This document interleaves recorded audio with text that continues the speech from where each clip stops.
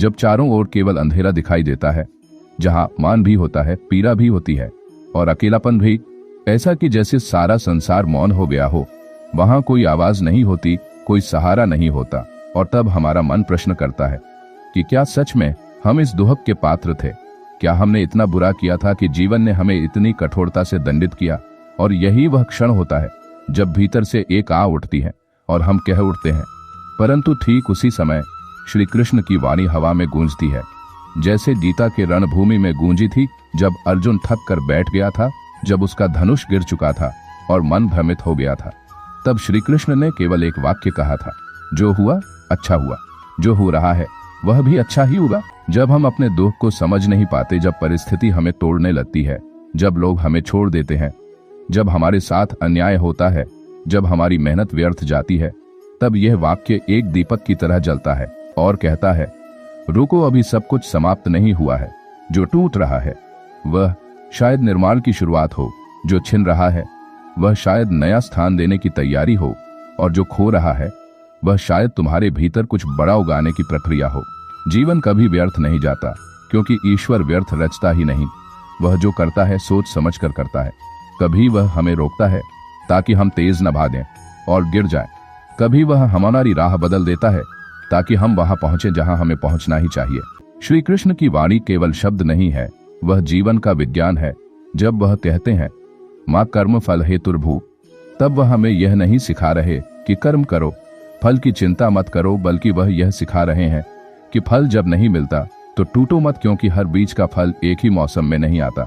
कुछ बेर वर्षों तक धरती में दबे रहते हैं। जब तुम्हारे जीवन में दुख आए, जब हार सामने खड़ी हो, जब अपमान हो, जब लोग तुम्हें तुच्छ समझें, जब जीवन तुम्हें वहां ले आए जहां कुछ भी अच्छा नहीं दिखता, तब याद रखना, श्री कृष्ण की वाणी जो होता है अच्छे के लिए होता है।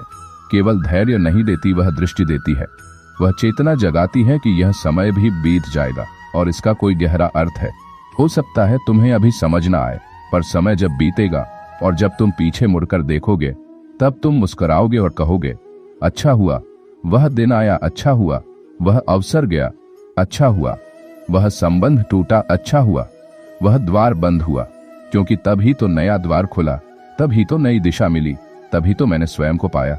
यह जीवन कोई संयोग नहीं है, यह नियति की रचना है, और नियति कभी तुम्हें वहां नहीं भेजती जहां तुम्हारा भला न हो सकता है। वह भला अभी दुखद लगे, कठिन लगे, असहनीय लगे, पर अंत में वह तुम्हें तुम्हारे उस रूप से मिलवाता है जिसे देखकर स्वयं ईश्वर भी मुस्कुरा उठे। तो जब अगली बार जीवन तुम्हें गिरा दे, जब तुम्हारे पास कोई उत्तर न हो, जब तुम्हारा मन कहे कि अब कुछ अच्छा नहीं होगा, तब शांति से बैठना और अपने भीतर वह स्वर सुनना जो सदियों से गूंज रहा है, जो होता है अच्छे के लिए होता है, और तब उठ जाना बिना शिकायत के, बिना क्रोध के, और उस अंधेरे में एक दीपक की तरह जल जाना। क्योंकि हो सकता है आज जो घट रहा है वह तुम्हें उस स्थान की ओर ले जा रहा है जहां तुम्हारा असली रूप खिलना है, जहां तुम्हें स्वयं को पहचानना है और जहां से तुम्हारी नई यात्रा आरंभ होनी है। क्योंकि श्री कृष्ण कभी भूलते नहीं हैं, वह हर एक आंख को सुनते हैं, हर एक आंसू को गिनते हैं, और जब समय आता है तो वही हाथ बनते हैं, सहारा देने के लिए वही वाणी बनती है, तुम्हारा मार्गदर्शन करने के लिए, और वही संयोग बनते हैं जो तुम्हें उस जीवन की ओर ले जाते हैं जहां तुम कहो, धन्यवाद प्रभु, आपने वह किया जो मैं कभी समझ नहीं पाया, पर जो हुआ वह सच में अच्छे के लिए था। जीवन की सबसे बड़ी सच्चाई वही होती है जिसे हम सबसे ज्यादा नकारते हैं। हम कहते हैं यह कैसा न्याय है कि जिसने मेहनत की वो हारा, जिसने प्रेम किया उसे ही छोड़ दिया गया, जिसने सत्य बोला उसी का अपमान हुआ, जिसने धैर्य रखा उसी के साथ अन्याय हुआ। और तब हमारी आत्मा कांप उठती है और हम स्वयं से, ईश्वर से, इस संसार से रूठ जाते हैं। परंतु ठीक उसी समय जब हम सबसे टूटी हुई अवस्था में होते हैं, तभी श्री कृष्ण की वाणी भीतर से गूंजती है, हे अर्जुन, निर्बलता को मत अपनाओ, क्योंकि जीवन में जो घटनाएं घट रही हैं वे केवल परिणाम नहीं है, वे साधन हैं एक गहरे उद्देश्य के जो तुम्हारे भाग्य को आकार देने आए हैं। आज तुम्हें जो खो गया लगता है वही कल तुम्हारा सबसे बड़ा वरदान सिद्ध हो सकता है। आज जो तुम्हें अपमान लग रहा है वही कल तुम्हारी आत्मा की रक्षा कर रहा है। आज जो दरवाजा बंद हो गया वह दरअसल उस खिड़की की ओर संकेत कर रहा है जिससे रोशनी आनी है। कई बार हम जिस दिशा में बढ़ रहे होते हैं वह दिशा केवल हमारी आकांक्षा की होती है, न कि हमारी आत्मा की आवश्यकता की, और जब ईश्वर तुम्हें उस मार्ग से खींचकर दूसरी दिशा में मोड़ देता है तो वह केवल तुम्हारी रक्षा कर रहा होता है, तुम्हें उस आग में गिरने से बचा रहा होता है जिसमें तुम स्वयं कूदने वाले थे। पर हम तो अंधे हो जाते हैं अपने सपनों के मोह में, अपने रिश्तों की ललक में, अपने सम्मान की भूख में, और जब वह सब हमसे छिन जाता है तो हमें लगता है जैसे ईश्वर ने हमें छोड़ दिया। पर श्री कृष्ण कभी नहीं छोड़ते, वह तो बस तुम्हारे पीछे खड़े होते हैं जब तुम टूटते हो, ताकि जब तुम गिरो तो तुम उठो, तो उनकी सहारे से उठो। जो होता है अच्छे के लिए होता है। यह कोई पलायन नहीं है, यह साहस है, यह दृष्टि है, यह उस मौन विश्वास की पहचान है जो कहता है कि अभी जो मैं समझ नहीं पा रहा वह भी मेरे पक्ष में ही कार्य कर रहा है। अभी जो पीड़ा मुझे मार रही है वह भीतर कुछ महान बना रही है। याद रखो, हर तपते सूरज के बाद ही तो बादल आते हैं, हर पतझड़ के बाद ही बहार आती है, हर शून्यता के बाद ही पूर्णता जन्म लेती है। और यही जीवन का नियम है कि जो भी घट रहा है वह किसी बड़े निर्माण का हिस्सा है। श्री कृष्ण की दृष्टि केवल वर्तमान पर नहीं होती, वह समय के उस छोर तक देखते हैं जहां तुम्हें नहीं जाना चाहिए था, और उस किनारे तक भी जहां तुम्हें पहुंचना है।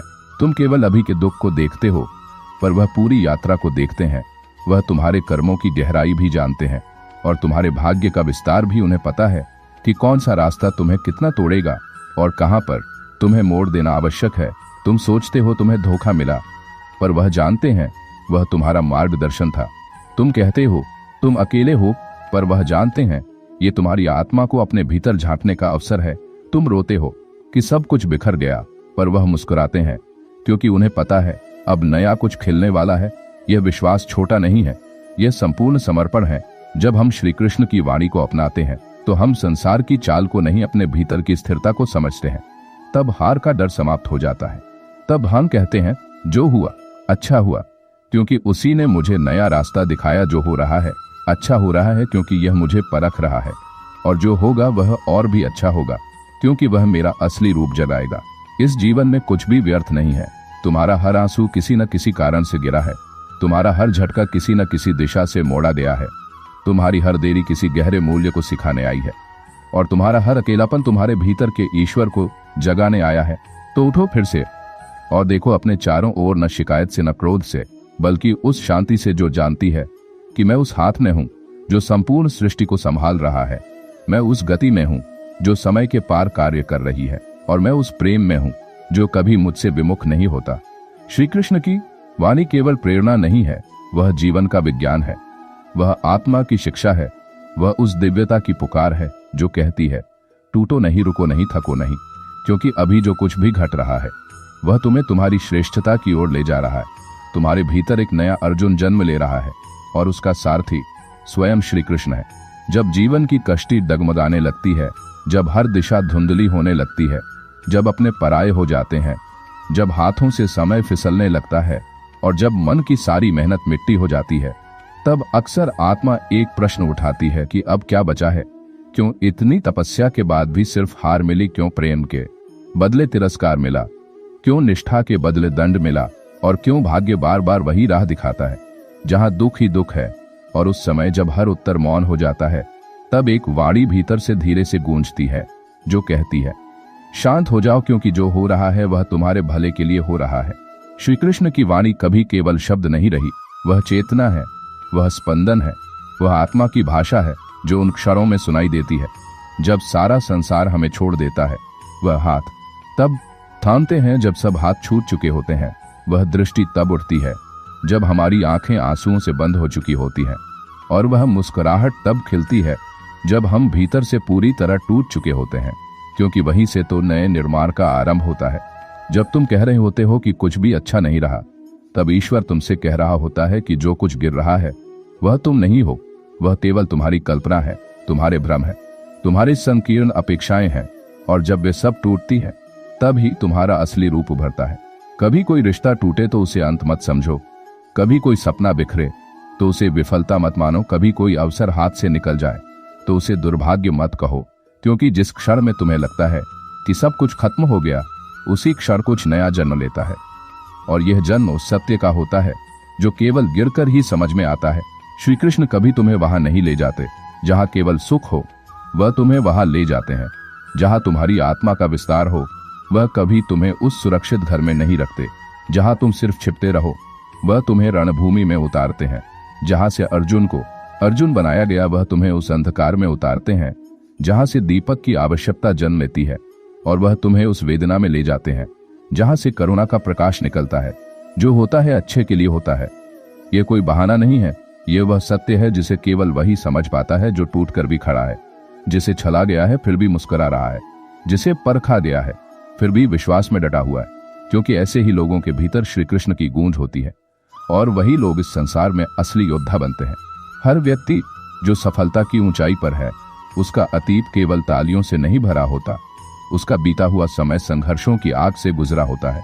उसके जीवन में ऐसे क्षण आए होते हैं जब वह अकेला था, टूटा हुआ था, हार मानने के कगार पर था, पर वहां से वह पीछे नहीं हटा, क्योंकि उसने भीतर से वह आवाज सुनी जो कहती है, विश्वास रखो यह समय भी बीत जाएगा और जो आएगा वह इससे कहीं श्रेष्ठ होगा।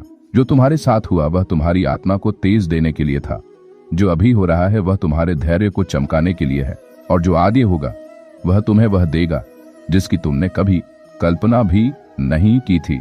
इसलिए जब अगली बार कोई चीज हाथ से फिसले तो उसे खोना मत मानना, उसे ईश्वर की योजना समझना। जब कोई तुम्हारा साथ छोड़ दे तो उसे धोखा मत समझना, उसे उस खाली जगह की तैयारी मानना जहां अब श्री कृष्ण स्वयं प्रवेश करने वाले हैं। तुम्हारे जीवन में कोई संयोग नहीं है, हर क्षण का अर्थ है, हर गिरावट का कारण है, हर विलंब की गहराई है, और हर बिछोह में कोई उत्तर छिपा है। और यह उत्तर तभी मिलेगा जब तुम शिकायत करना छोड़ोगे और स्वीकार करना सीखोगे, क्योंकि स्वीकार ही प्रथम चरण है उस शक्ति का जो जीवन को एक नए स्वरूप में ढालती है। श्री कृष्ण केवल रणभूमि के सारथी नहीं है, वे हर आत्मा के भीतर जागृत वह स्वर है जो कहता है, उठो, क्योंकि यह हार नहीं, यह विराम है, यह दुख नहीं, यह शुद्धि है, यह अंत नहीं, यह शुरुआत है। और जब तुम यह समझ लोगे तो फिर जीवन तुम्हें किसी भी दिशा में घुमाए, तुम सदा केंद्र में स्थिर रहोगे। क्योंकि जब भीतर श्री कृष्ण बसते हैं तब बाहर की कोई परिस्थिति तुम्हें हिला नहीं सकती। जब विश्वास स्थिर हो जाता है तब परिस्थितियां केवल परिवर्तनों की सीढ़ियां बन जाती हैं। और जब तुम कहना शुरू करते हो जो होता है अच्छे के लिए होता है, तब यह संसार तुम्हारे विरुद्ध होकर भी तुम्हारा हो जाता है। कभी न कभी जीवन ऐसा क्षण लाता है जहां सब कुछ थम जाता है, न शोर रह जाता है, न उम्मीद, न द्वंद्व, न प्रश्न, बस एक गहरा मौन रह जाता है जहां सांसें भी मानो रुक सी जाती है। वहां कोई व्यक्ति नहीं होता, कोई लक्ष्य नहीं होता, कोई चाह भी नहीं होती, बस आत्मा होती है और ईश्वर, और वहीं पर वह अनुभव जन्म लेता है जहां तुम स्वयं अपने भीतर एक स्वर सुनते हो, जो होता है वह अच्छे के लिए होता है। और इस बार यह स्वर बाहर से नहीं आता, यह भीतर से उठता है, जैसे आत्मा के गर्भ से फूटता हुआ कोई मंत्र हो, जैसे हजारों जन्मों की पीड़ा के बीच से निकली कोई शांति की पुकार हो। श्री कृष्ण की वाणी अब केवल शास्त्र नहीं रहती, वह श्वास बन जाती है, वह धड़कन बन जाती है, वह सोच का आधार नहीं, अनुभूति का प्रकाश बन जाती है। और तब तुम जीवन को उस दृष्टि से देखने लगते हो जहां कोई विफलता नहीं होती, कोई गलती नहीं होती, कोई व्यर्थता नहीं होती, जहां हर बिछड़ाव में एक मिलन छुपा होता है, जहां हर विलंब में एक गति सोई होती है, जहां हर समाप्ति में कोई न प्रारंभ छिपा होता है। तब तुम समझ पाते हो कि जो रिश्ते छूटे वे केवल इसलिए ताकि आत्मनिर्भरता जन्म ले, जो अवसर गए वे केवल इसलिए ताकि तुम अवसर से परे अपनी शक्ति को पहचानो, जो सम्मान गिरा वह केवल इसलिए ताकि तुम झूठे गौरव से मुक्त होकर सच्चे आत्मस्मान में जियो, और जो राहें बंद हुई वे केवल इसलिए ताकि तुम अपनी राह स्वयं बनाना सीखो। और तब जो दुख तुम्हें कभी मारते थे वे तुम्हें अब निर्मल बनाते हैं, जो लोग तुम्हें कभी छोड़ देते थे अब वे शिक्षक बन जाते हैं, जो पीड़ाएं तुम्हें तोड़ती थीं अब वे तुम्हारा तेज गढ़ती हैं। और तब तुम मुस्कुराते हो बिना किसी कारण के, क्योंकि अब तुम्हारे भीतर कारण नहीं करुणा जन्म ले चुकी होती है। अब तुम ईश्वर को केवल पूछते नहीं अनुभव करते हो, अब तुम श्री कृष्ण को केवल स्मरण नहीं करते बल्कि अपने भीतर जीते हो। यह वह अवस्था है जहां कोई घटना बाहरी नहीं रह जाती, हर क्षण ईश्वर की योजना लगने लगता है।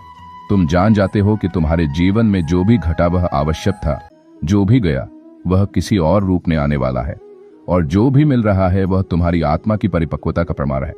अब तुम शिकायत नहीं करते, अब तुम शांति से स्वीकार करते हो, क्योंकि अब तुम जानते हो कि जो तुम्हारे पास है वह पूर्ण है और जो नहीं है वह अभी आवश्यक नहीं है।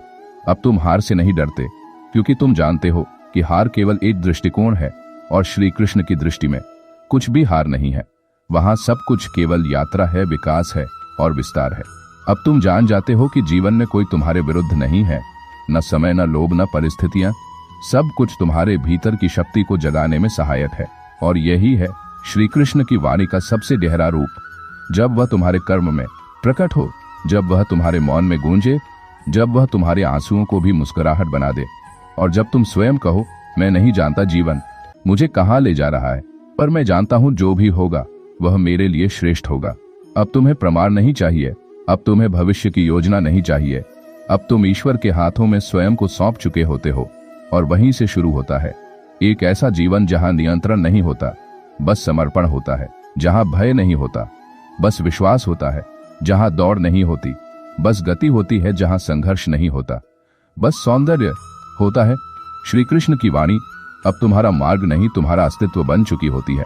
और जब कोई पूछे, क्या तुम नहीं डरते हार से, बिछड़ने से, खोने से, टूटने से, तब तुम मुस्कुराते हुए बस इतना कहते हो, नहीं, क्योंकि मुझे अब केवल एक ही बात पर विश्वास है, जो भी होता है वह अच्छे के लिए होता है, और वह जो कर रहा है वह श्री कृष्ण है। तो मित्रों, जानकारी कैसी लगी कमेंट करके जरूर बताएं, और अगर चैनल पर नए हो तो चैनल को सब्सक्राइब जरूर करें। तब तक के लिए धन्यवाद, मिलते हैं अगले वीडियो में।